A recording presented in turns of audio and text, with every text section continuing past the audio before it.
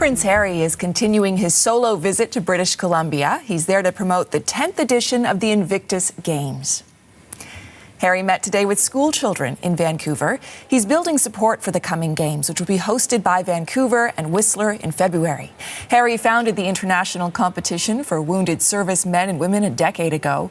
He's promised to return for the opening ceremony in less than 3 months.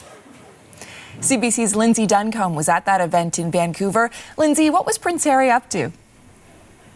You know, this is a prince who has the gift of the gab, especially when it comes to talking to children, because we're in a military event. It's the Armory here. There is a whole schedule. This is going to happen 5 minutes later, and we were a bit behind. And I was told the reason we were a bit behind is because Prince Harry just couldn't stop talking with those kids. He was genuinely interested in what they were doing. And what they were doing is learning about the sentiments behind the Invictus Games, which of course is for injured veterans. And for younger kids, they were coloring pictures, identifying the I am, what they are in terms of being resilient or creative. There was a game of seated volleyball for middle school students, and then high school students were studying the meaning of a poem related to the Invictus Games. Here's what Prince Harry said the event was like.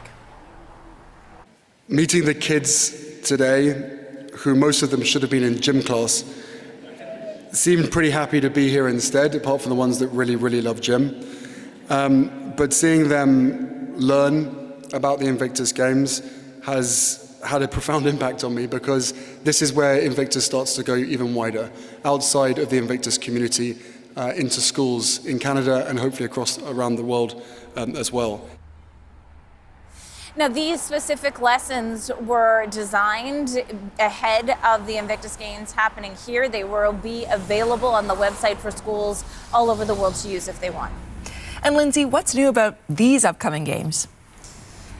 Well, they'll be the first winter Invictus Games. So at Whistler, we know that some of these athletes will be doing skeleton in addition to other events. In fact, I spoke to one retired Canadian service member. She's going to be in skeleton. She is also going to be doing seated rowing. And she had applied repeatedly to be part of this, and she finally got in for these games in Canada. Here's what she had to say about it. The core of the Invictus Games for me is healing. It's healing through sport, and that is really what it is. It's healing through sport, but also healing through sport, but sharing how we heal that with other folks, like we did today with the children, so they can really understand why we do it and what has happened in service to Canada. So she has problems with her spine related to her service, as well as post-traumatic stress disorder. And she said that, you know, the idea of competing with people and physical activity are really important to her healing.